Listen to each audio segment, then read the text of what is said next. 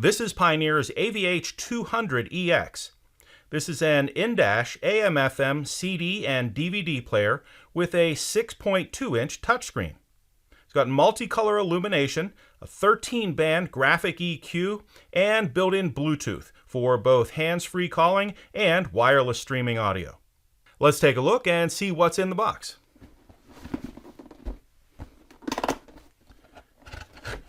Okay. First off, we have the wire harness here, and we'll use the wire harness to connect the power and ground and speakers and other connections to the vehicle. Next up, we have some installation screws. There's a bag of install screws. Next, we have the USB extension, and the USB extension here is used because the USB port is on the back of the in-dash receiver, and we'll use this to bring that USB port up into the passenger compartment. Next up, we have the Bluetooth microphone. Now, the Bluetooth microphone here comes on a wire about 10 feet long or so for very flexible installation. Then we have the warranty card. And lastly, we have the quick start guide. And you can download a complete copy of the owner's manual in a PDF form right to your phone. All right, let's get the in-dash receiver up out of here.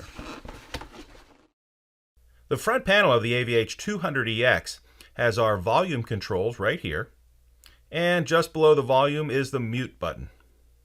In the center here is the home button. This will take you out to the home screen, and we have the display button just below it for switching off the display. And on the bottom left, we have our track advance and radio station advance buttons here.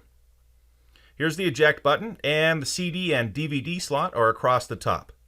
You'll do most of your interaction with the in-dash receiver on the 6.2-inch touchscreen. On the back panel of the AVH200EX, we start here with the USB port, and please remember we include a USB extension in the box so you can bring that USB port up into the passenger compartment. The yellow jack right here is video output, and the brown jack right below it is our dedicated backup camera input. Right here is the audio and video auxiliary input, and here we have 3 sets of RCA outputs for operating external amplifiers. They are front, rear, and subwoofer output. On the other side, we have the wire harness from the car. We'll plug in right here. Then we have 2 black jacks here. The top one is for the Bluetooth microphone that is included with the product. And the bottom one is for operating your steering wheel controls through a third-party adapter. And finally, we have the AM/FM antenna input from the car right here. And that is Pioneer's AVH200EX. And what's in the box?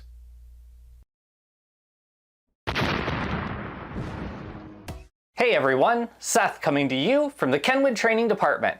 Today we've got the new Kenwood Exelon DMX706S. This is a short chassis digital multimedia receiver that's Apple CarPlay and Android Auto ready, and so much more.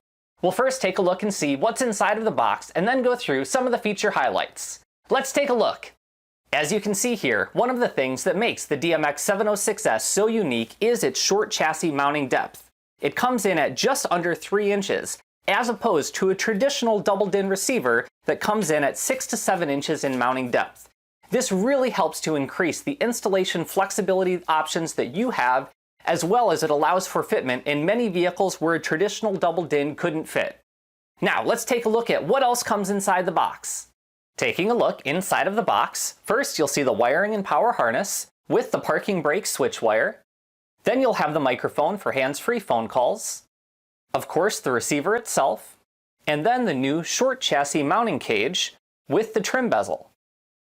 Then you'll have the new removal tools, the mounting screws, and some paperwork like the instruction guide and the warranty card, as the Kenwood Exelon DMX706S includes a 2-year warranty.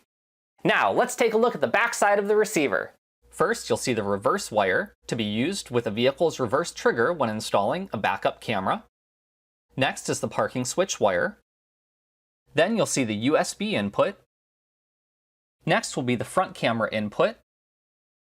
Then the video output. Below that, the video input. And to the left of that, the rear camera input. Next to that will be the Bluetooth microphone input.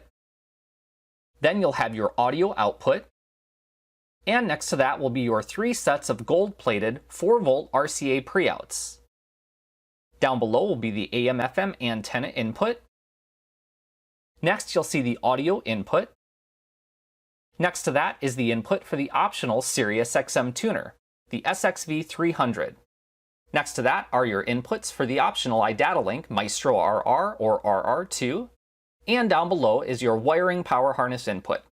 Now let's power the receiver on and take a look at the front. First, you'll have the IR sensor for the optional Kenwood KNA-RCDV331 remote control. Then you'll have your volume down and volume up buttons. Next to that is the attenuation button. Pressing this switches the attenuation of the volume from on to off. Next to that is the home button. Press this to display the home screen. Pressing and holding this for 1 second or more will turn the power off. When the power is off, press this again to turn the power back to on. Next to that is the menu button. This will display the pop-up menu screen. Pressing and holding this for 1 second or more will turn the display off. Next to that is the Apps button. This will display the Apple CarPlay or Android Auto screen if you have a phone connected. Pressing and holding this for 1 second or more will display the voice recognition screen.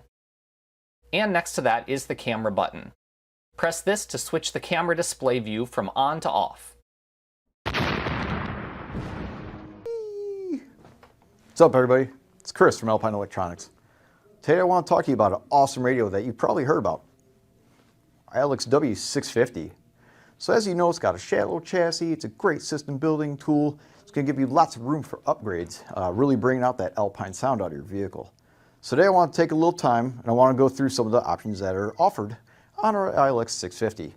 First thing I want to do is show you something cool using Google Maps. Second thing I want to show you is our dual camera inputs. There's a lot more expandability and a lot more options for that on the ILX 650. Third, I'm going to talk to you about why we have a shallow chassis and the distinct advantage we have at Alpine. So check this out. So if you go to Google Maps, you hit the little gear icon up here, you can select your traffic and turn on some live traffic.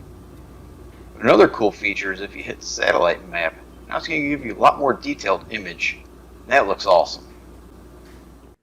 Man, now the 650 looks great using those Google Maps with that satellite view and that traffic. We're getting where we need to go safely.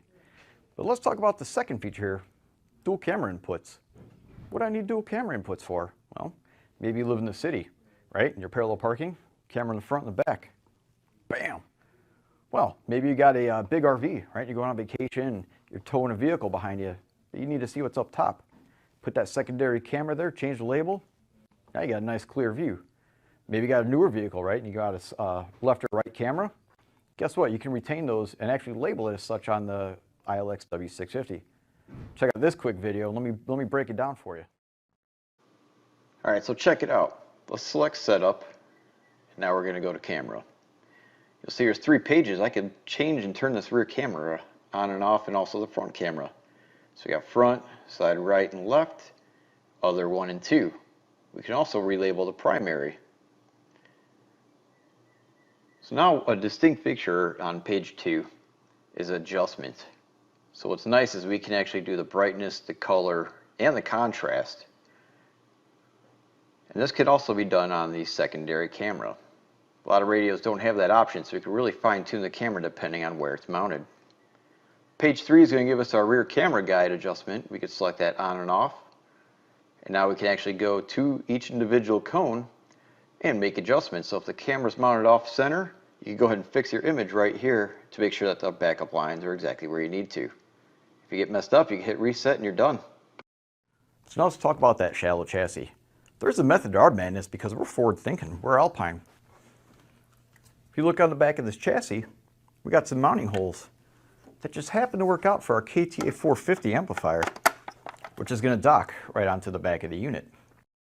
So by utilizing dynamic peak power, we're able to get big amplifier sound out of a small package by docking the 450 on the 650.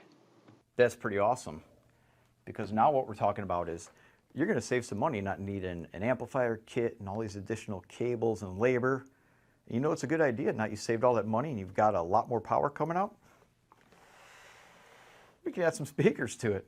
We just built the whole Alpine system off this 650. Saving the money on the wires, reinvesting in some speakers, delivering that full Alpine sound.